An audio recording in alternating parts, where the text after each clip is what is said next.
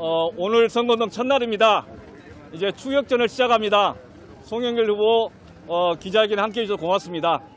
우리 송영길 후보 창동에서 재건축 재개발 등의 우리 도시 변화에 대해서 말씀을 좀 한번 드리겠습니다. 제가 듣고 있습니다. 이야기하십니다.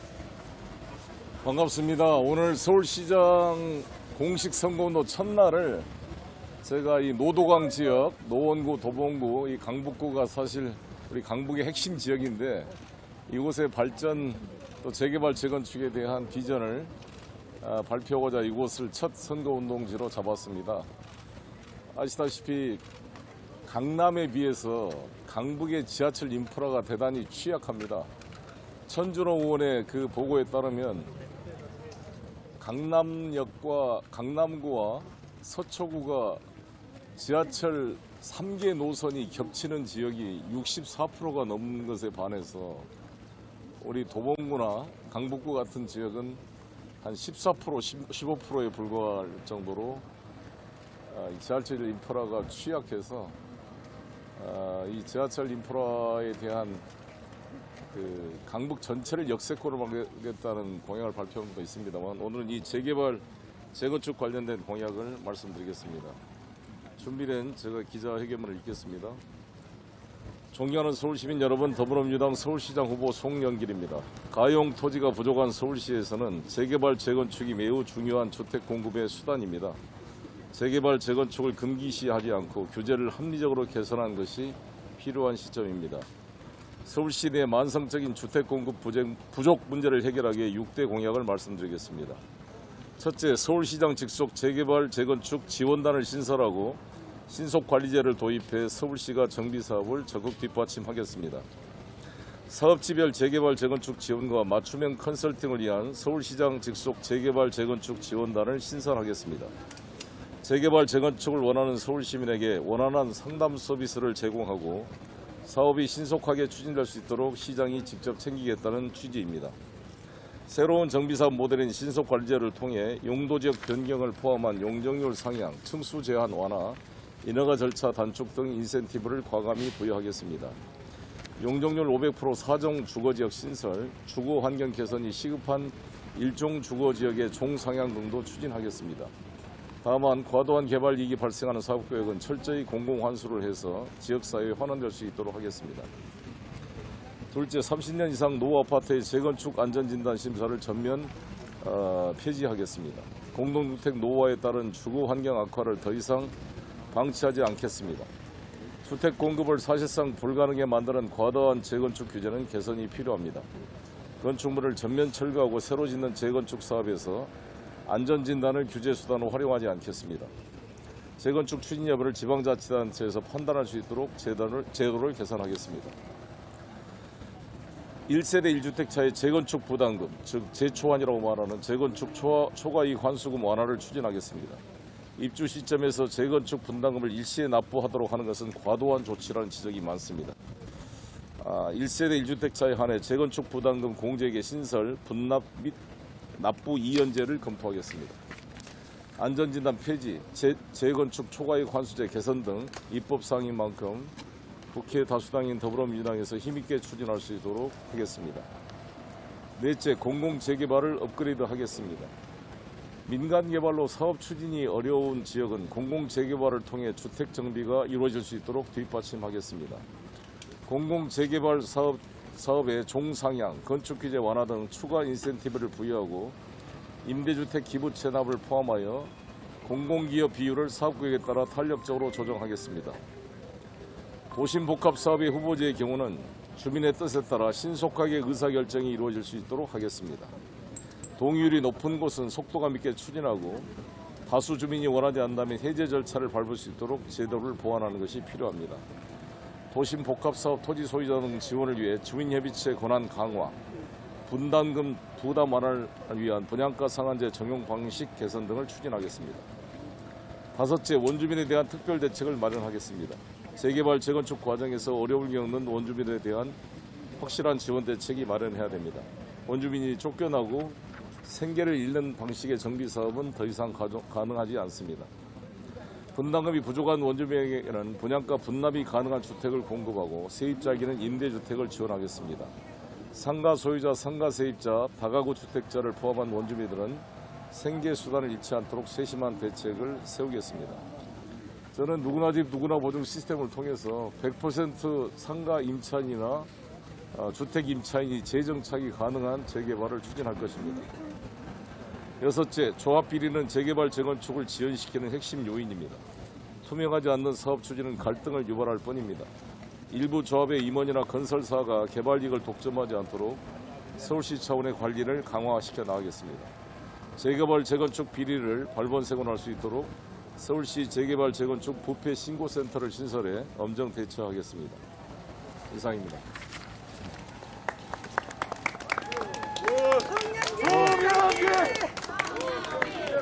네, 예, 잠깐만요.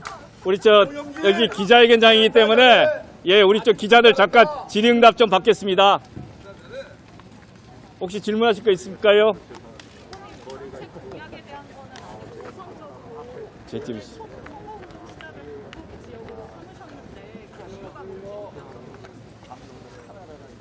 아까 말씀드린 대로 우리 서울시 현안 문제가 강남과 강북의 지역 격차를 어떻게 해소할 것인가가 중요한 과제입니다. 그중에도 제일 제가 말씀드린 것처럼 지하철 인프라의 이런 이 투자의 비율이 거의 뭐 5대1 정도, 4대1 정도 될 정도로 현격한 차이가 있습니다. 그래서 우리 강북 지역에 우리 도봉 지역과 강북 지역을 가장 먼저 본 것은 제가 서울시장이 됐을 때 이 강북 발전에 대해서 저의 행정력을 강력하게 투입하겠다는 의지의 표시임과 동시에 강북 지역은 3.1운동을 준비했던 봉황각이 있는 곳이고 또 4.19 민주 이념을 상징하는 4.19 묘지와 기념탑이 있는 곳이기 때문에 대한민국 민주공화국 대한민국 헌법의 전문에 따르면 유구한 역사와 전통에 빛나는 우리 대한민국은 3.1운동으로 건립된 임시정부의 법통을 계승하고 불이한가한 4.19 민주 이념을 계승하도록 헌법 전문에 명시되어 있습니다.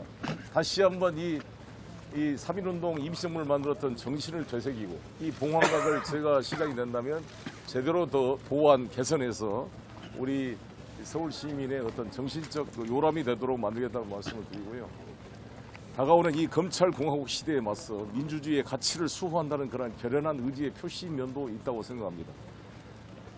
윤석열 이 검찰공화국의 그런 국무회의에 유일하게 참석해서 발언을 할 수 있는 서울시장의 자리는 그래서 중요하다고 생각합니다. 이 서울시장을 통해 민주주의적 가치를 지켜내고 서울 시민의 재산권을 지켜내고 인구의 50%가 텔레비를 보지 않을 정도로 이 정부의 어떤 편협한 인사와 이 정책에 대해서 상당히 우려를 표시하고 있는데 송영길 참여를 통해 윤석열 정부가 실패하지 않도록 예방하는 예방 백신의 역할을 함과 동시에 국민 통합에 기여하는 그런 역할을 할 수 있다 이렇게 생각합니다.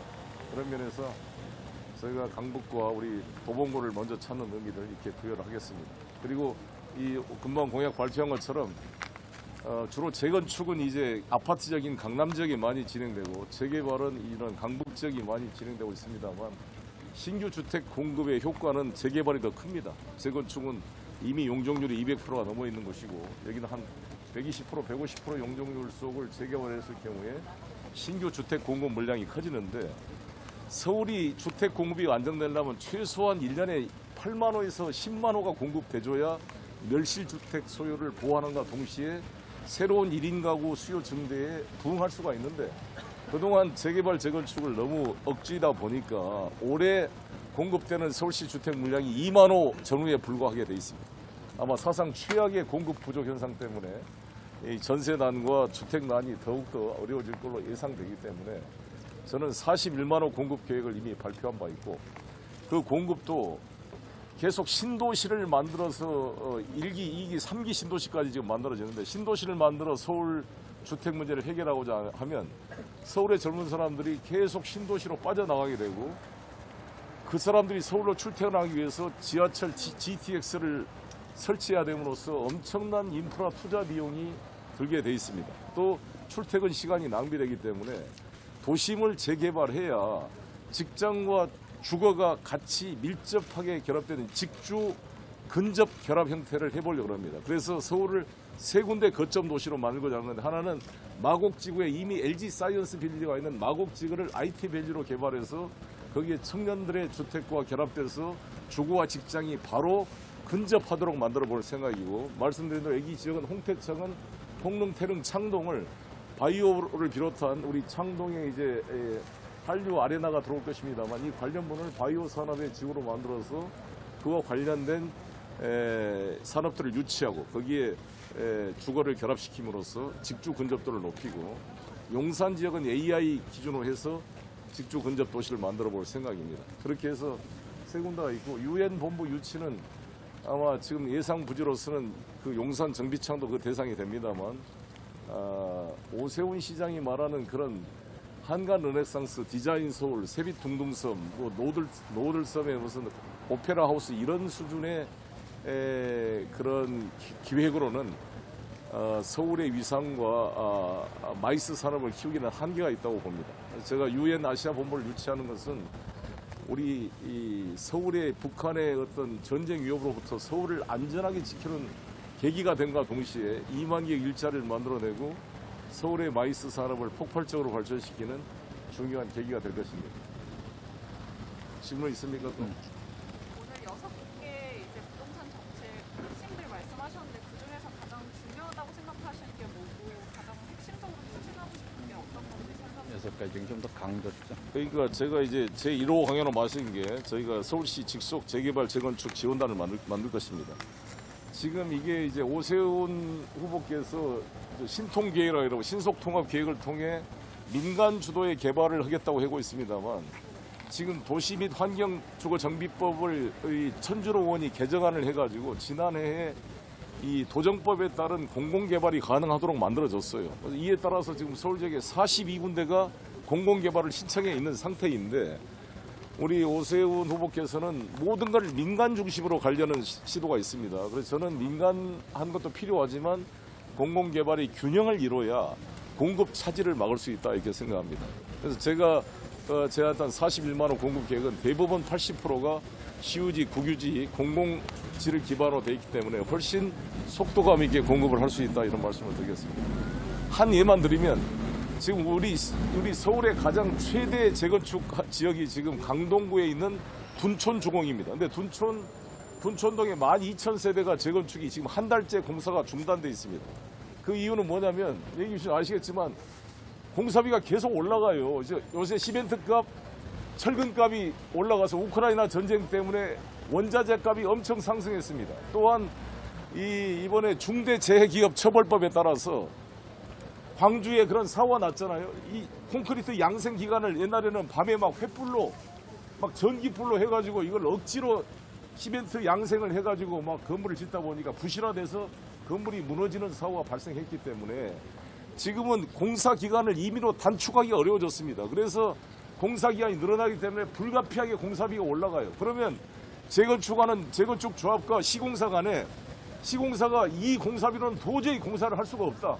시멘트값, 철근값 올라가고 공사 기간이 늘어났기 때문에 공사비를 증액해달라 이야기하는데, 이 조합 집행부가 조합원들과의 충분한 공유와 자료 공개 없이 임의로 공사비를 증액해버리면 조합원들은 왜 내 동의 없이 네 마음대로 공사비를 올려가지고 나한테 부담을 짊어졌냐라고 항의를 하는 겁니다. 그래서 지금 둔촌동이 그것 때문에 조합 집행부와 조합원 간의 갈등, 왜 동의 없이 임의로 공사비를 이렇게 많이 올려줬냐, 시공사 합의 인정할 수 없다, 이런 게 겹쳐가지고 한 달째 공사가 중단되어 있는 것입니다. 이것은 서울시가 대단히 무능하게 이러한 상황을 방치했기 때문에, 이렇게 민간하게 주면 잘 될 것 같지만 내부 조합 집행부와 조합원 간의 갈등, 시공사 간의 갈등, 시공사 선정 과정에 수많은 시공사들의 입찰 경쟁 속에서 로비가 발생할 수가 있고, 이에 관련된 부정이 개입될 수가 있기 때문에 이런 현상이 나타나고 있는 것입니다. 그래서 저는 이것에 대한 기획단을 만들어서 이걸 지도하고 이런 것을 사전에 방지함으로써 공급이 차질할 수 없이 되게 하겠다는 것이고, 공공개발을 병행하겠다는 것을 말씀을 드리겠습니다. 맞습니다. 추가 질문 있으실까요? 잘한다. 아니, 오늘 기자회견이니까요. 예, 기자회견 좀 도와주시기 바랍니다. 예, 예. 이제 질문 없어요. 이장은 송영길이 검찰공화국에 맞서겠다고 말씀하셨는데 네. 최근에 한동훈 법무장관 임명도 어제 검찰 간부 인사도 있었잖아요. 그럼 어떻게 보시나요?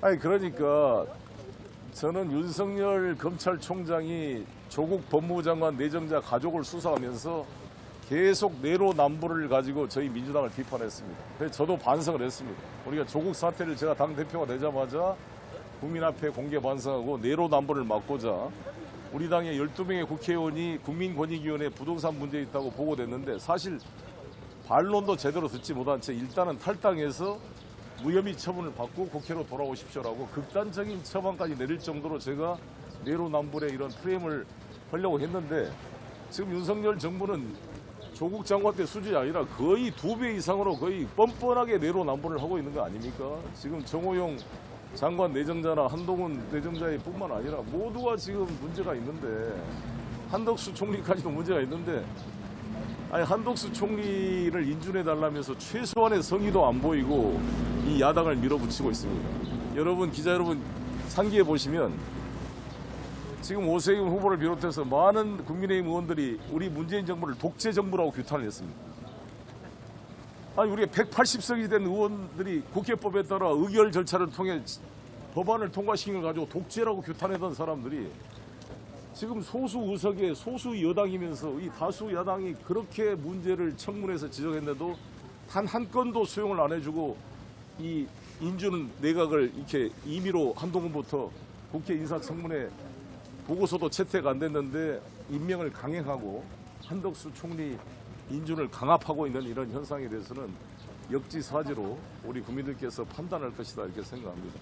그래서 저는 이런 상태를 계속 방치하고 6월 1일 날도 지방선거에 서울을 비롯한 수도권이 국민의힘에게 넘어간다면 국민의힘은 브레이크 없는 그런 이 절차로 한동훈 법무부 장관이 이번에 송정호 서울중앙지검장 지금 법무부 차관을 비롯해서 이 일반 검사들도 해도 넘어간다는 말이 들 정도로 특수부 출신 윤석열 측근 세력들이 완전히 검찰을 장악하고 법무부 장관조차도 자신의 최측근을 장관으로 임명해서 완전히 이 검찰 내부의 형사부, 공판부, 기획검사들의 자리마저도 완전히 배제된 채 자신들의 특수부 출신 검사들이 이 검찰을 장악하는 우려를 장악해서 큰 우려를 낳게 하고 있습니다. 그래서 저는 견제 균형의 필요성이 더욱더 최근 행태를 보면서 제기되고 적어도 송영길 같은 사람이 들어가서 국무회의에 들어가야 그래도 우리 민심을 전할 거 아니겠습니까? 대통령 말하는데 용비 어천 것만 부르는 오세훈 후보를 보내봐야 무슨 의미가 있겠습니까? 자, 감사합니다. 감사합니다. 옥션 회장한테 우리 송영길. 예, 질문, 예. 시장은 송영길이다. 이어서 좀 같은 맥락이긴 한데 이재명 후보 같은 경우에는 인준에 관련해서 정권 출발이라는 점을 좀 고려해야 된다. 그리고 이광재 의원 같은 경우에도 통과시켜야 된다고 지금 얘기를 하고 있습니다. 좀 지방선거에 출마하시는 분들은 좀 통과시켜야 한다는 의견이 좀 많은데 또 반대 입장도 있어서 이에 대해서 좀 어떻게 생각하시는지요? 저도 같은 입장을 표명했고요. 저는 그 지난번 때 우리가 총선이 끝나고 2년 전에 국회 원구성 협상을 할 때 법사위원회를 내놓으라는 국민의힘과 우리는 법사위원회를 줄 수 없다는 민주당이 계속 원구성 협상에서 대립했을 때 김종인 당시 국민의힘 비대위원장이 법사위 못 가져올 바에야 상임위원회 다 민주당보다 다 해라고 줘버리자 이렇게 그걸 채택했습니다. 그것이 어떻게 보면 우리에게 독이 됐다 이런 평가도 있는 것처럼 저는 김종인 위원장의 그걸 벤치마킹해서 우리가 여러 가지로 문제가 있고 억울하지만 일단 이 정부가 출범했으니 당신은 알아서 해라. 국민이 평가할 것이다. 이런 전략도 고려해 볼 필요가 있지 않느냐 이렇게 생각합니다. 대신 저는 윤석열 정부는 최소한의 몇 명 장관에 대해서는 국민의 눈높이에 따라 이 수용하는 자세를 보여야지 이렇게 오만한 자세를 보였을 때는 저는 6월 1일 우리 국민들이 평가하지 않을까 이렇게 생각합니다. 네, 또 질문 있으실까요? 예, 네, 네. 오세훈 후보가 오늘 그 전기 수도 공항철도 민영화를 반대한다는 것에 대해서 국민 저항 운동을 제안했다고 그렇게 표현을 하고 민영화의 개념조차 모른다고 그렇게 얘기를 했는데 이에 대해서 어떻게 생각하세요? 네, 뭐 민영화는 어찌됐건 저희가 자라보고 놀란 것은 소뚜껑 보고 놀란다고. 공교롭게도 지금 주도한 세력들이 다 이명박 시대 때 같이 했던 사람들이 지금 윤석열 정부의 중요 구성하시는 분들이 섞여 있는 것은 알고 있을 것입니다. 지금 김대기 비서실장을 포함해서 오세훈 후보도 우리 이명박 후보 같은 대학 후배일 뿐만 아니라 또 대변인을 역임하면서 이명박의 뉴타운 정책이나 이것을 옹호해왔던 분입니다. 그렇기 때문에 상당히 그러한 사전 예방 효과로서 이재명 후보나 저희가 이 민영화에 대해서 이야기를 했던 것이고, 저는 인천시장 시절에 인천국제공항을 49% 지분을 해외에 매각하려고 했던 이명박 정부의 시도에 맞서 싸워서 이것을 저지시킨 바가 있습니다. 송도 영리병원 추진도 반대를 통해 저지시킨 바가 있기 때문에 사전 어떤 그 예방 차원에서 이것을 분명히 말씀드린다는 것이고, 어젯밤에 제가 군자 차량 기지에 다녀왔습니다만, 거기 우리 이 서울 교통공사 노동조합 간부들의 보고를 들어보니까 박원순 시장 때 정규직화 시켰던 안전점검 요원을 비롯한 많은 부서들을 오세훈 시장 1년 만에 다시 다 외주화 시키고 있다고 그럽니다. 다 1000명 이상을 지금 인원을 구조조정하고, 저는 이런 지하철 공사의 주요 안전점검 이런 부서들을 아웃소싱으로 외주화 시켰을 때 이걸 위험의 외주화라 그런 거잖아요. 그래서 이게 안전점검이 소홀히 됐을 때 만약에 지하철 사고가 발생하게 되면 우리 서울 시민의 생명과 재산에 커다란 위험이 발생할 수가 있기 때문에 저는 이 문제에 대해서 반대하는 입장입니다. 그런데 지금 계속 외주화가 진행되고 있어서 이런 점에 대한 경고의 의미도 있습니다. 저는 현재 서울교통공사의 부채가 3조 4천억입니다. 1조 6천억과 1조 8천억의 그 부채의 주요 원인은 65세 이상 어르신들과 국가유공자들에 대한 무임승차에 대한 적자와 함께 코로나로 인한 적자, 그리고 환승 할인에 대한 그런 적자가 쌓여서 3조 4천억의 지금 부채가 있습니다. 지금 서울교통공사에. 근데 이것을 오세훈 후보는 사람을 자르고 외주화시켜서 구조조정을 해가지고 이 적자를 해결해보겠다는 것은 저는 언발의 오줌 누기다 이렇게 생각합니다. 이 원인을 저는 어떻게 해결책을 제시했냐면, 장기적으로는 국가가 어르신들 무임승차에 대한 국가 예산 지원을 받아야겠지만 그거는 현재 국회에 법이 계류되어 있고, 지금 제가 어제 제안했던 건 뭐냐면 구룡마을 공공개발을 통해서 발생할 수 있는 예상이익금 27조 원을 반은 서울시민 1인당 한 100만 원 정도를 돌려줄 수 있게 만들고, 다른 그 반은 서울교통공사나 서울의 주요 공공기관들이 투자 참여를 통해 그 이익을 배당받음으로써 이러한 적자를 해소할 수 있는, 즉 서울시 일반 회계 돈을 쓰지 않고 부동산 개발 이익금을 활용해서 이를 해소하는 공약을 발표했다는 말씀을 드리겠습니다. 네. 원희수대 이정현인데요. 그 선거 운동 기간 첫날이긴 하지만 좀 여론조사도 보고 하니까 아무래도 격차가 아무래도 지지율이 좀 벌어진 상태에서 열세에서 시작을 하시게 되는데 꼭 방안이나 이런 게 좀 있으실까요? 네, 여기 계신 분들 여론조사 뭐 해도 이길 수 있다고 확신합니까? 네. 제가 이걸 오늘 홍보하고 있는데, 오세훈 후보가 작년 박영선 후보랑 4월 보궐선거에서 얻은 투표수가 총 279만 표입니다. 279만 표인데 이재명 후보가 지난 3월 9일 대통령 선거에서 얻은 표가 294만 표입니다. 15만 표를 더 많이 얻었습니다. 그래서 저는 이재명 후보가 찍었던 294만 표가 다 찍어주면 100% 당선된다고 생각하는데, 맞습니다. 맞아요. 투표율이 이 대통령 선거에 비해서 15% 이상 낮을 걸로 예상되기 때문에 어떤 지지층이 열심히 투표할 것이냐에 달려있다고 봅니다. 저는 요즘에 다녀보면 오늘 아침에도 제가 수유역이나 여기를 가서 인사를 했는데 지나가는 시민들이 눈물을 먹으면서 꼭 이겨달라고 하소연하는 사람들을 많이 보할 수 있었습니다. 요즘에 내가 텔레비를 안 보여, 밥도 안 넘어가요, 텔레비전 볼 수 있게 해주시오 라는 절절한 우리 지지자 시민들의 마음을 제가 읽을 수가 있었고, 포기하지 마라, 포기는 배추 셀 때나 쓰는 말이다, 절대 포기하지 마라라는 말을 이렇게 해주고 또 젊은 여성들은 저한테 꼭 깨알 같은 편지를 써가지고 오늘 편지만 한 5장 받은 것 같습니다. 이러한 절절함을 제가 생각할 때 제가 여론조사가 13임에나 불구하고 제가 얼굴이 뭐 초조한 기분이 없잖아요. 한 밝은 서로 이긴다는 자신감으로 뛰겠고요. 또 TV 토론에 가서 제가 성실하게 하면 저는 이길 수 있다. 어떤 쪽이 열정과 의지를 가지고 투표에 참여하느냐에 달려있다 이렇게 생각합니다. 감사합니다. 네, 고맙습니다. 화이팅!